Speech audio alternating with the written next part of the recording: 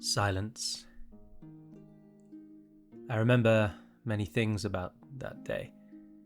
What stands out to me most was the impenetrable silence. My men and I sat before the walls of Dirthang, but none could bring ourselves to speak. We simply sat in silence. We knew their convictions were strong, and it would not be easy to turn them away from the deceiver's gaze, but what we did not expect was their willingness to follow Sauron into the void. Every single man, woman, and even the children within the walls of the tower were given the choice to fight with their kin and bring an end to the machinations of the great deceiver, or perish. 13,000 of them chose death. We took the fortress with relative ease, and our victory, in truth, was assured long before we arrived at the gates. Our scouts had already reported that the fortress had been completely emptied and only a token garrison remained. It would seem that Sauron had gambled that our main army would move to retake the Black Gate. He gambled wrong. There was, of course, much cause for celebration. We had won a crushing and easy victory over a hated and stubborn foe. But nary a glass was raised. No feast was held, no songs sung or drinks drank. Gimmelcat himself could not even bring himself to speak. After the day was won, and the survivors were dealt with, he and his son stood atop the battlements of the fortress, and they raised their swords in unison. And then Zimricor, Gimmelcad's personal standard-bearer, lowered the standard of the king as if in mourning. Such a senseless loss. And how fitting a word, for that was the mood amongst the men. Sauron has once again achieved a victory over my people without lifting a damned finger. We have lost 13,000 of our kin, true-blooded people at that, and all for what?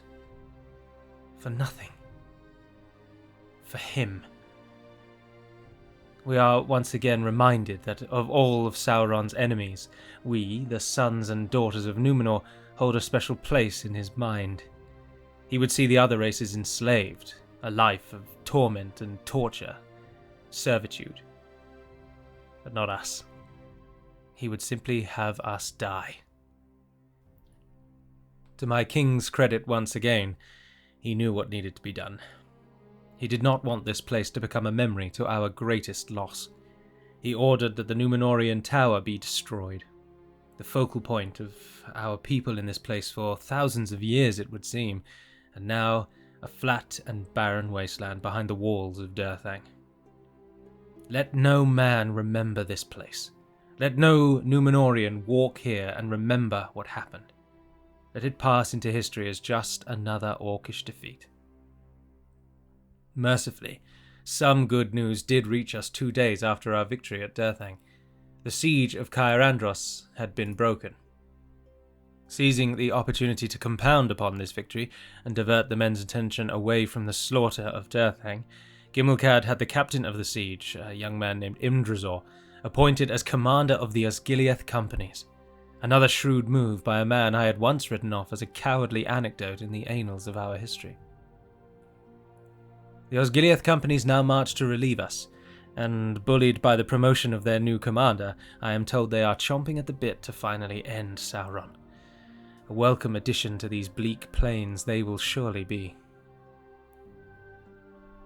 For our own part, I write this entry from the smoking, ruinous plain of Udun. The garrison of Dirthang was completely emptied, and additional men who did not have a hand in the deeds after our victory there, have been brought in to man the walls. We now march north, back to the gate.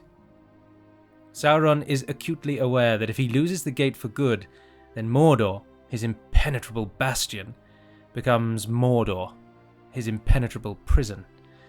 And what a fine prison it shall make. We have the necessary forces now to break and hold the gate, come what may, and Sauron's days are truly drawing to a close. But this does not fill me with promise.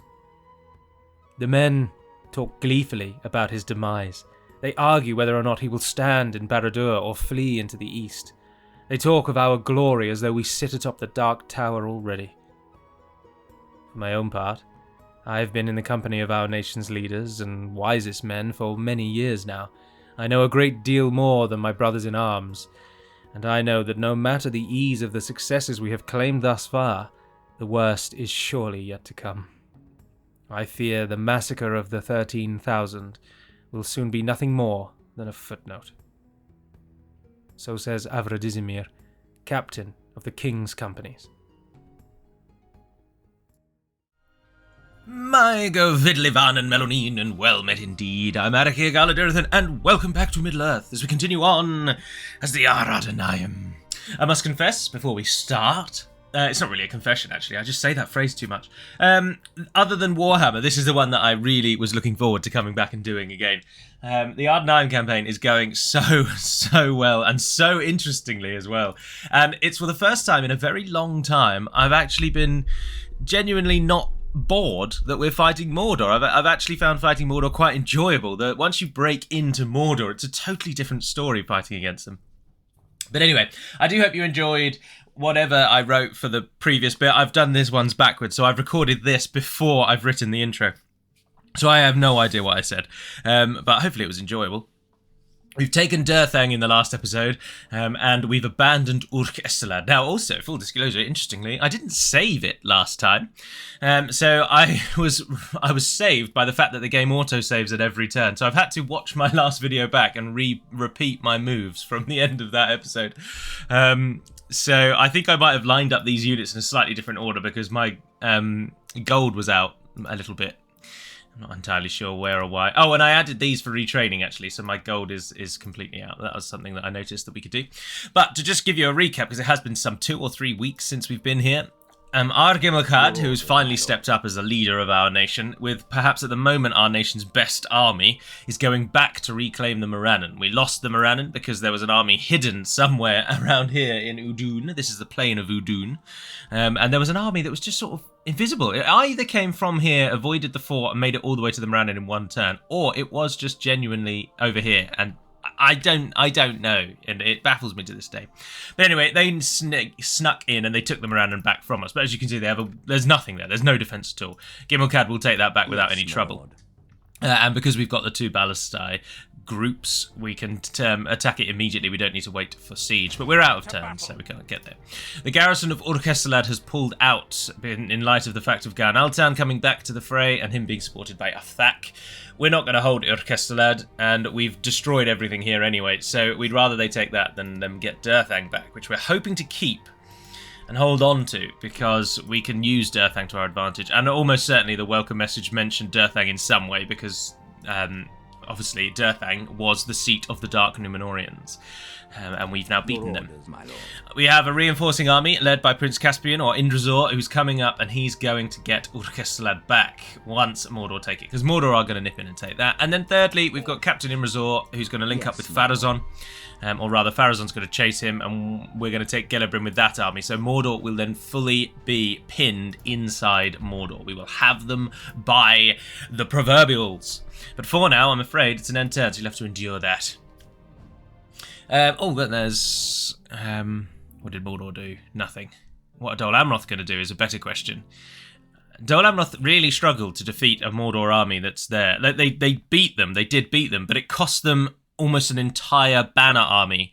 I think Dol Amroth had maybe 1.5 full banner armies, maybe even 2, and that Mordor army was 1 banner army, and the Amrothians beat it, but look at what it cost them. They haven't even got a single banner army. Mordor are so good in that auto-resolve.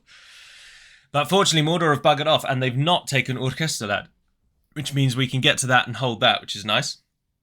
Oh, look, and there's an Orc general coming through. Urk-Estelad wants a guild. A topic on the guild. The guilds have been in discussion in the Discord, and it was one of the discussions I've actually caught, because I don't tend to spend much time in the Discord anymore. But something that I did note is, I think it was Jojo again, looked into the guilds, and if you decline a guild, it doesn't reduce the points for that guild, but instead it means that you won't get a guild offer for that settlement for the next 10 turns, is the suggestion by another user, which was written in a Steam guide, I believe.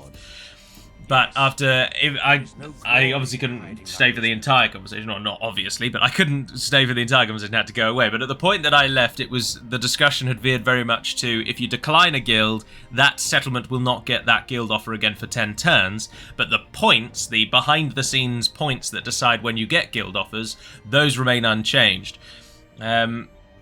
Some people suggested that they definitely felt like there is a negative to rejecting guilds, and it does hinder you, like, as in you'll get the offer, you won't, you'll lose some points if you reject it.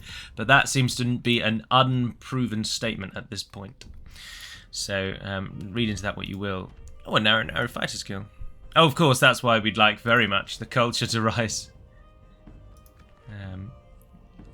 No, of course, the narrow one blissfully requires no culture, yeah. So in 2 turns we get some armsmen out of Kadar and Gimmelfan.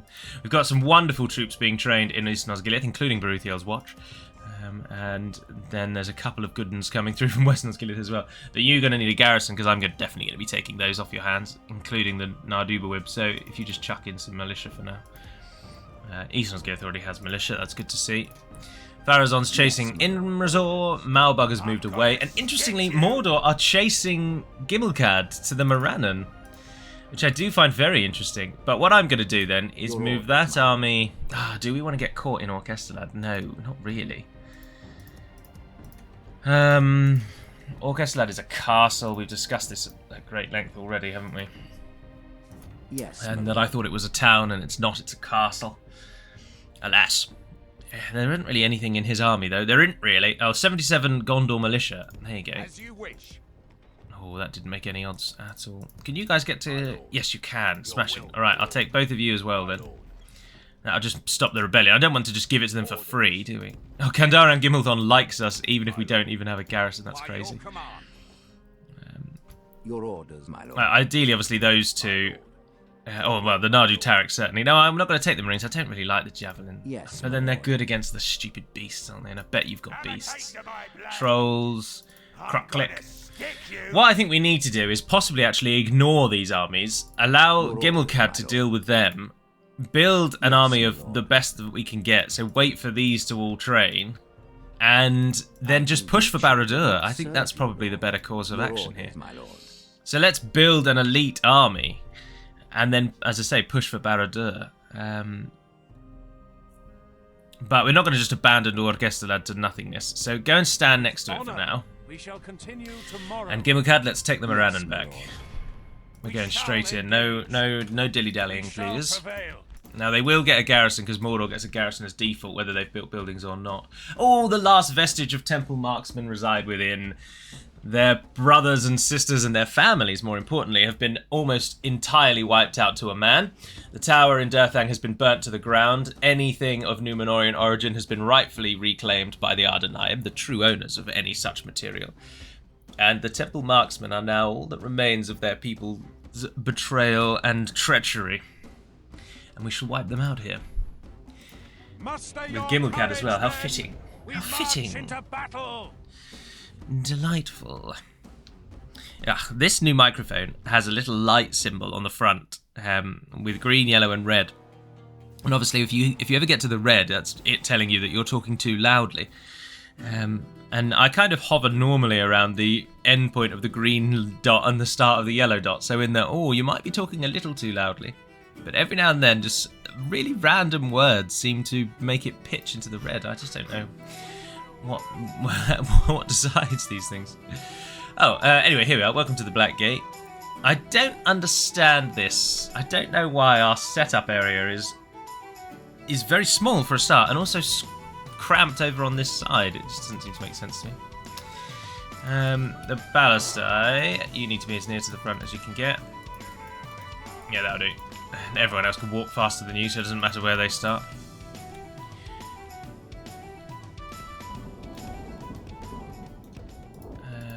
Don't bother firing at will, actually, but if you would move up. You decided no.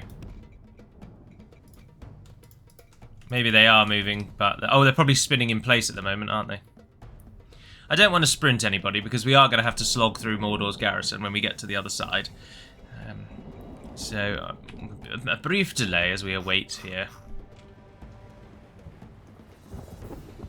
It's just odd that that's where the starting area is. I don't know what the current team's abilities with battle maps is. I mean, I would assume that Finn almost certainly can edit battle maps, and even to an extent when I left, I could do minor edits on battle maps. I remember editing, I think, Helm's Deep. But RK, of course, was always the chief and primary settlement designer, and I don't know what RK's current position is, because by the time that I left the mod, RK had already been fairly inactive for quite a number of months. But then I seem to recall him posting on a YouTube video a while ago saying, no, he's still around, he's just been a bit busy. So hopefully hopefully RK will continue to devote his time and effort and energy into the battle maps. Because there are some like this is just such a weird oddity, and also the fact that we're deploying on the wrong side, which this is now first-hand proof. But I have absolutely played an iteration of Divide and Conquer where assaulting the Black Gate from the Mordor side means you don't have to fight through any walls. But I wonder if that change was made because of the AI's inability to sally out if there is no gate. And obviously if you're attacking from that side, the Mordor side, there is no gate, and I wonder if that does impede them. So obviously there are gates on the settlement, but I don't think I think the gate requirement isn't that, are there gates on the settlement? Yes, we can sally out. I think the AI has to go through a gate in order to actually sally. Gates are down. So if you're assaulting from one side or the other side, then oh, I want you both to go over here. Actually, I'm going to smash down both gates before we have to fight our way in. Right, and speaking of fighting our way in, the faithful are going in first. Right, let's group up all of our ranged forces. We're getting shot by the temple marksman, aren't we? Yeah, we are. Right, ranged forces, don't waste yourselves. We'll have plans for you in a moment. You move forward. Supporting, let's send in the heavy hitters on with Pharazon. And then we'll send in the, like, quote-unquote trash to the other side. Right, bring down that gate as well for me. We are the heirs of Numenor. Right, move forward, it's about to go. Should be able to get some last few volleys in before, and then... Oh, we only killed a few of our own. I consider that a win. Al-Pharazon, in you go, son. Right, Gimmelcad and Gimmelzor. Our soldiers have proved their worth today. The enemy's walls belong now, to as long as the us pikes now. keep in formation, I don't think they'll even take a loss against those orc fighters. Now, the other side, you are getting hounded by arrow fire, so get involved. Go and block, go and block, go and block. Ah, archers, there's our way in then. You're going in on the right-hand side then, please. Sprint, sprint, sprint, sprint, sprint, sprint, sprint, sprint, sprint. All of you, boost in and just push your numbers behind the Pharazon's faithful.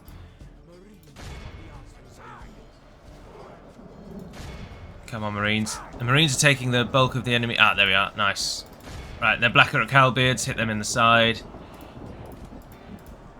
Should come out of time 6, really, shouldn't I?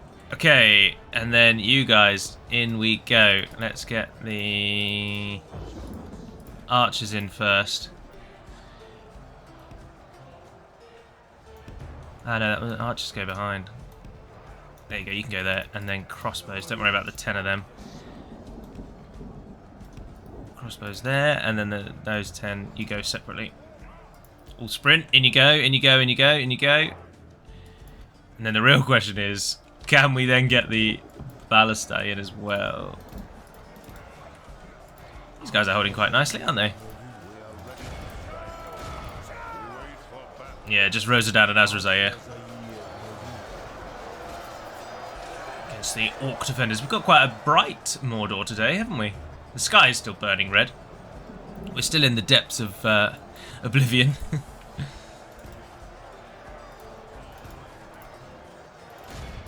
Well, Meyrun's Dagon's plane of oblivion anyway, isn't it? I'm assuming that is through the Oblivion gates in Oblivion. I assume the region you go to is Mehrunes Dagon's Plane of Oblivion. So when you, but then that then makes you think, because obviously Planes of Oblivion describes them all, doesn't it? But it makes you think that they would all then look like the Oblivion iteration of Oblivion. If you'll pardon the overuse of the word Oblivion. Look at the faithful. Look at them. Now, interestingly, I mean, art is subjective. That is a fact we are all aware of, and no one is disputing in any way. But it always surprises me just how many detractors changes to unit models do always have. And in the recent developer diary, those of you that only watch the developer diary, so nobody listening here because they only watch the developer diaries, but the people that are in that category, there was quite a lot of people that said they don't like the new Ar-Adûnâim look, and they're disappointed they've been changed, and they'll play on regardless, but they're not overly keen. They all must die. Right, what we want to do now is come and build a defensive line here. I didn't use my archers very well at all. I didn't even have them on fire at will.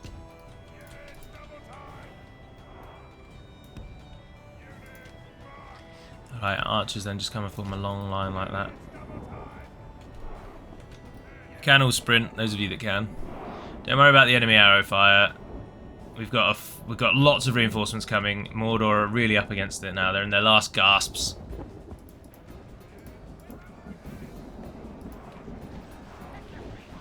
Oh, but holy hell. The Temple Marksmen do so much more damage than we do.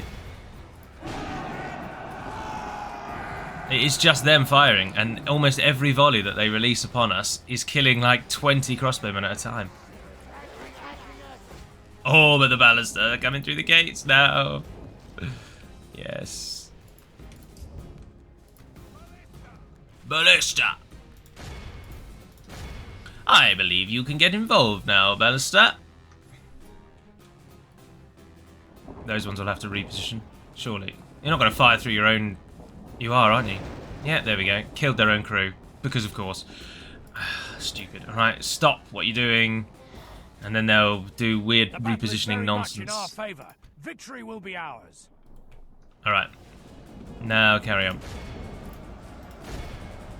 Anything we hit over here, even if you don't hit the Temple Marksman, it will help.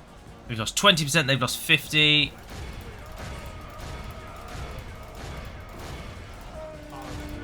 Let's just run everyone in. All of you come out of defensive mode. The enemy are badly bloodied. They have lost half their men. Yeah. Well, we've stopped losing as many archers. I think the archers might be targeting... I think they're just missing a lot more now, fundamentally. It's just slogging through the Orc defenders for a second time.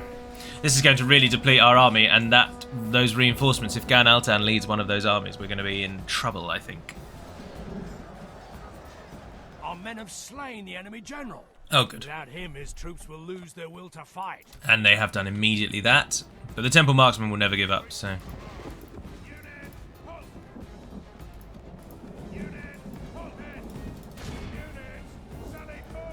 Balls to it. Just flood the buggers.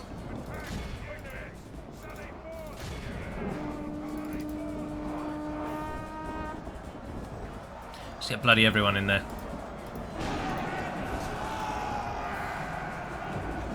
Our men have taken control of the castle. Yeah.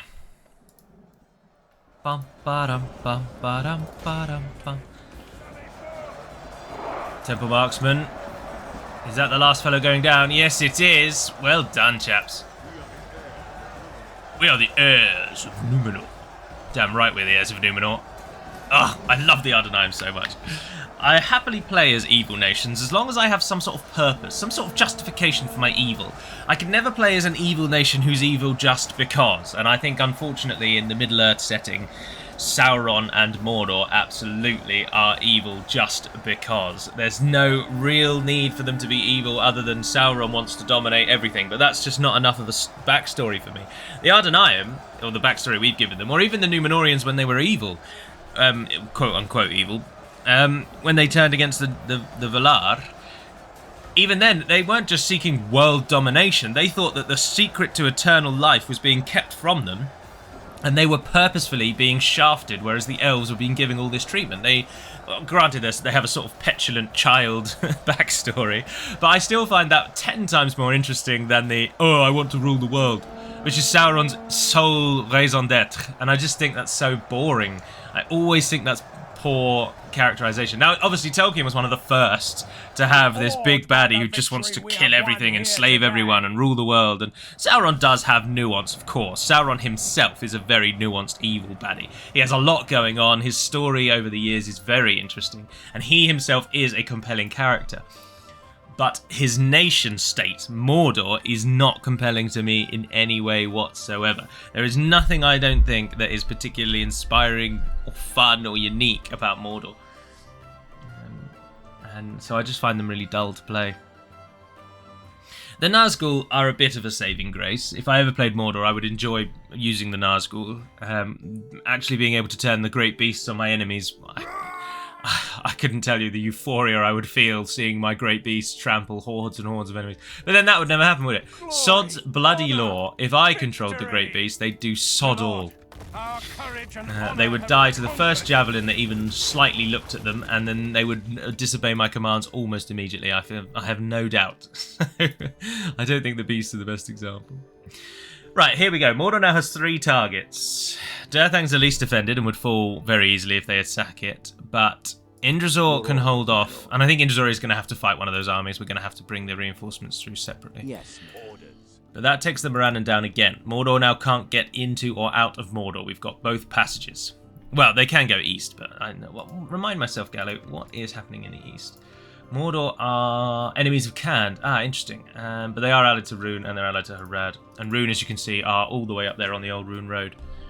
Not unexpected, they tend to always be there. I assume Khand have probably died, but it depends how Dol Amroth are doing in the south now, and whether they're really picking up steam down there. Oh, Pelag's building roads. Oh, fantastic. When did we get the money to do that? Karasas starting to slowly conform to our culture style. 16% Kingsmen. This is a real culture change, though, isn't it? This one is more akin to religion rather than... Because that's what it obviously is in the base game. That we call it culture because there isn't a religion in Middle-earth, but in the base game it is just straight-up religion. But the change between the Gondorians is more similar to religion in that it's a belief system, isn't it?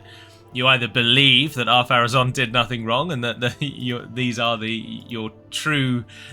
is the coming of your true kings, or you believe that the Kingsmen are traitors and you will stand against them no matter what.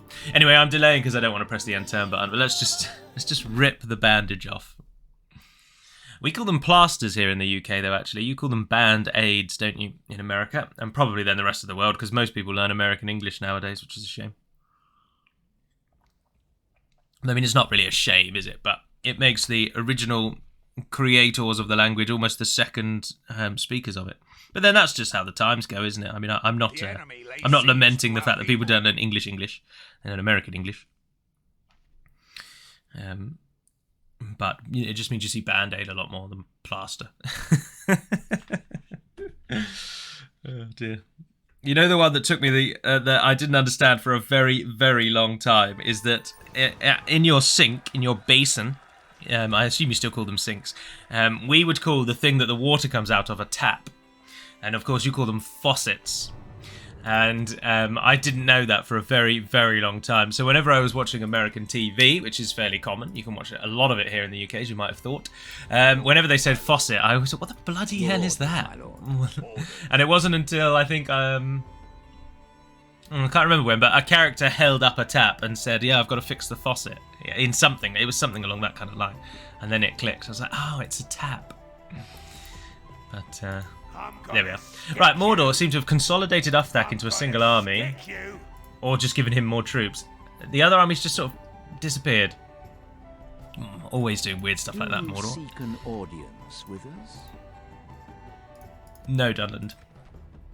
I'm not interested in you at all. Right, we've got 2 really good units still to come, so we will wait before we move all of these forces off. We'll try and move them as one large army so we can maximise their safe passage.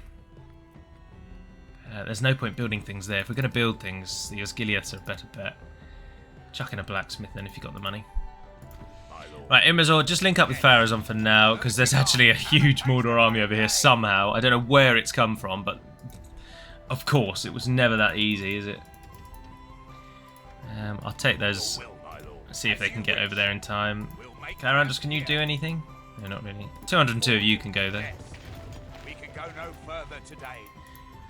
Hurin of the Keys, still sitting in... gathering intelligence on us is what he's doing, isn't he? I can see through your ruse, Gondor. Right. If we consolidate these two armies here into one, I think we've got a good shout of having a force that can do something. So if we leave behind Eldamir, sorry, and maybe 73... No, the warriors aren't a good shout. Oh, halberdiers, there you go, and the footmen. The Morannon should like us because I've now massacred the population on 2 occasions and there's only 1,000 people living in it now. I appreciate that is a pathetically small garrison if Mordor do try and attack me, but I am about to attack Mordor, so... Yes, my lord. Yes. I thought so, Gan. Sod off, son. Right, and then as I say, the Durthang force then. I think I might just leave Avaloban. Let's see what happens if we take all of that out. Yeah, Avaloban and that army can stay. And then you could all merge into that one. Which gives them just a bit more room. Go and stand next to Ganat and keep pushing him away. And then that leaves Indrazor to attack Othak. Which I think we're going to have to do, aren't we? Because Othak's army's going to need to die. And then from these two, we can form a mega army. And that will march on Barad-dûr.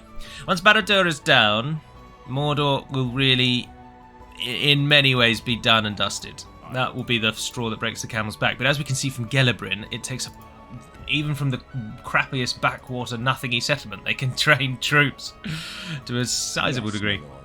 But anyway, Indrazor, it's time to test your mettle. We shall engage. Othak has got some halberdiers and some Blackrocks. Blackrocks are a lot better than I ever give them credit for, and it always annoys me that they're much better than they have any right to be. And it disappoints me. Disappoints me greatly. He's got the trolls, of course, but there's no general. And when a Mordor army doesn't have a general, you've done 75% of the fighting already, to be honest. Belzegar, why don't you just let the AI control you? You've only got trash anyway. Attack! Come on, the boys. Oh, that's a cool image as well, isn't it? It's always nice seeing depictions of what people think the kings might have looked like as humans. Very elfin themed Sauron hovering overhead as well. Now, we did attack them, but oh, and I foolishly didn't see how many archers they've got. Oh, silly, silly, silly, silly, silly. But we can definitely start shooting almost immediately, so we will do that. One line. We wait for battle. Halberdiers, halberdiers, halberdiers. Take the footmen with you then as well. You're going to form the main line because you're the most expendable. And then we've got Narduzagar, Nardu Tarik, another Narduzagar, and Armsman. Oh, what a good flank. You're going to take the left and do some damage. And then on the other side, we're going to take you and the cavalry as well. Oh, did I just miss you? Sorry. Show us their heads. What is it? Fire everything!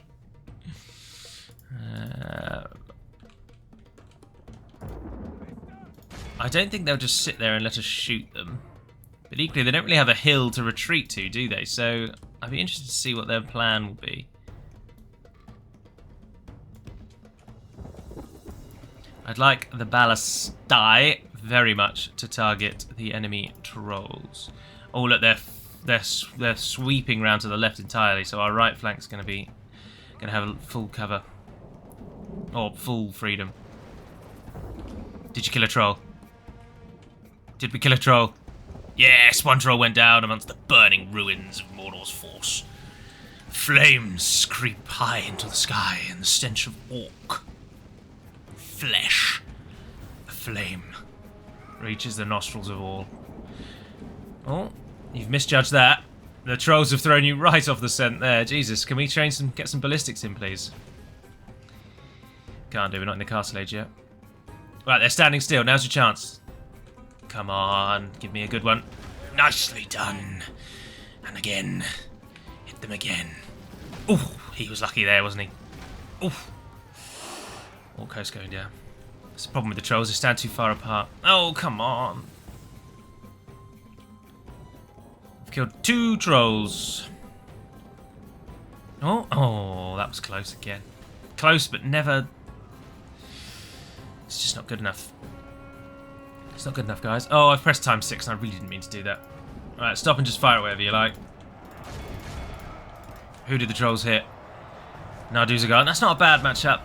Ar-Adûnâim Tarik would have been preferred. Why are you all wibbly wobbling? What's happened over here? Right, battle is joined. Get involved, son. Get involved. Our main line hasn't actually then needed to be involved. It's just those Ar-Adûnâim Ziegler and those trolls. Yeah, they're going to give us such grief. Have they got any archers then? No. Doesn't look like they have a single one.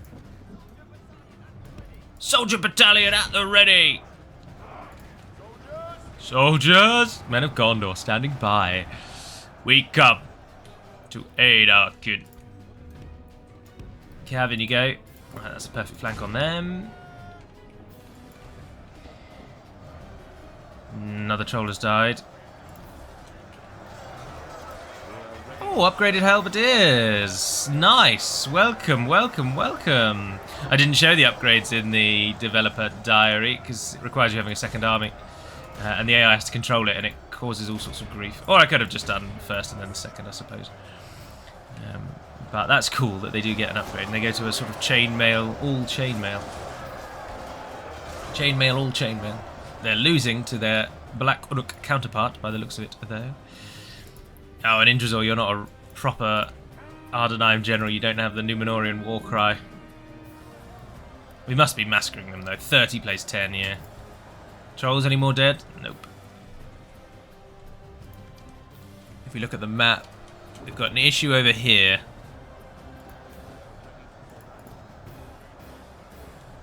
There's plenty of targets for you guys, though. You are shooting at things, aren't you? Alright, I'm going to charge into the back of that Orc coast, get them to break. Moran and Guard are just chasing them around the field. That's fine. If we had the Númenórean Warcry ability now, we would see a lot of routing. The Gondor Cav are getting ready. They're going in. Stout men of Gondor. Fighting for the true Númenóreans. As you can see the trolls cresting the hill. Oh, they're down to 5. That's good. That Orc host is going to break the very second this cavalry line hits them. You wait and see. I love the cavalry charge. Oh, and there they go. We've got routing on the right-hand side, which is good because that Ar-Adûnâim Ziegler did die. That's the problem with trolls. There are some units that will just deal with trolls. Anything of a high attack like Ar-Adûnâim Ziegler, like Armsmen or Ar-Adûnâim Tarik, any of those will deal with trolls. But it will cost them basically everything because trolls are just so good at killing things. They just live forever and ever and ever and ever and ever. Alright, we want to get the cavalry over there and chasing those down. Don't worry about the 36 Orc coast over here. Go and stop them from regrouping. Oh, bugger, it's a bit too late. Yeah, there we go, got them again. Yeah, it's over now. And I think there's a Moran and Guard unit still fighting on somewhere.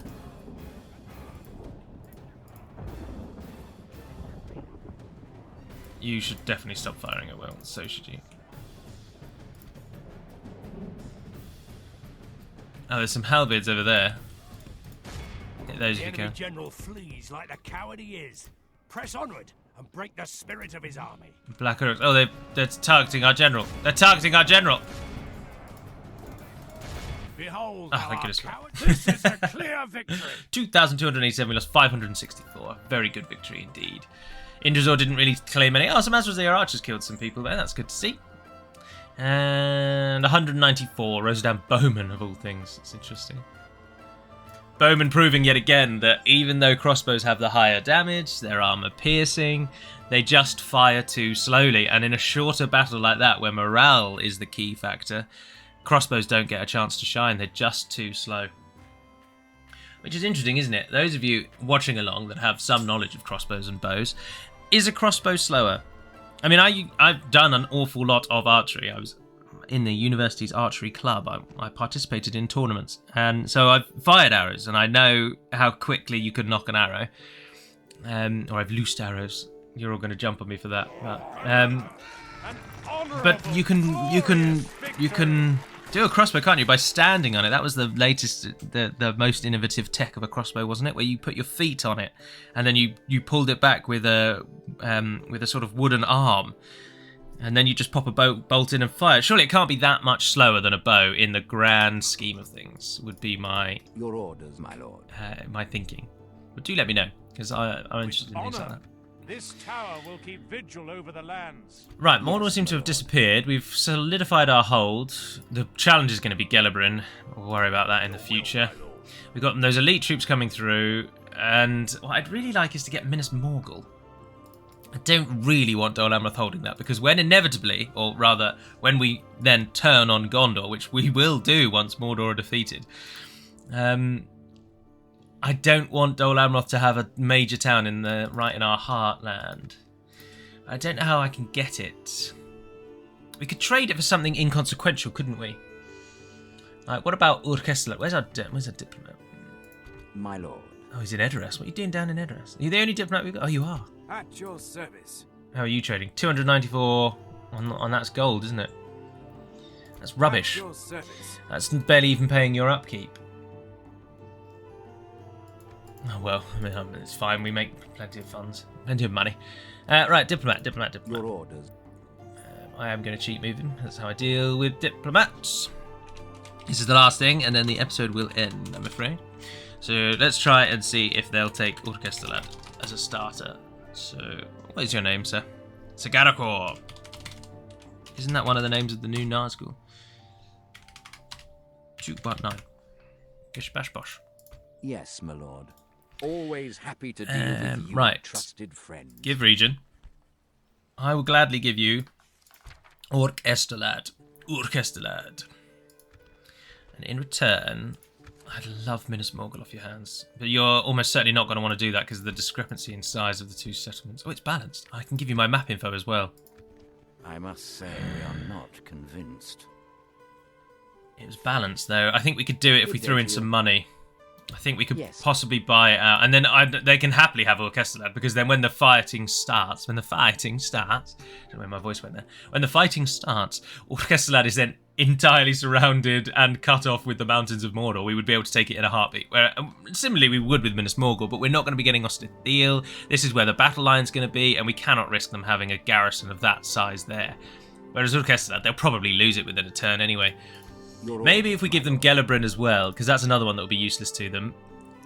I think we'll go down that path. But for now, I'm going to just save it so I don't go through the same problem I did last time. But for now, that's going to end the episode. So thank you very much for watching along. I do hope you've enjoyed today's episode, and I hope you enjoyed the start of the Khazad-dûm campaign as well. Obviously, this week there will be one more recording of the Ar-Adûnâim, and then I will live stream them on Saturday as well. Other than that, you'll get another Warhammer video, and you will get a Battle for Middle-earth video. So stay tuned for all of that if that's your bag, and otherwise have a wonderful week. So until we speak again, Navair and Aden Penamad Melunin, and farewell.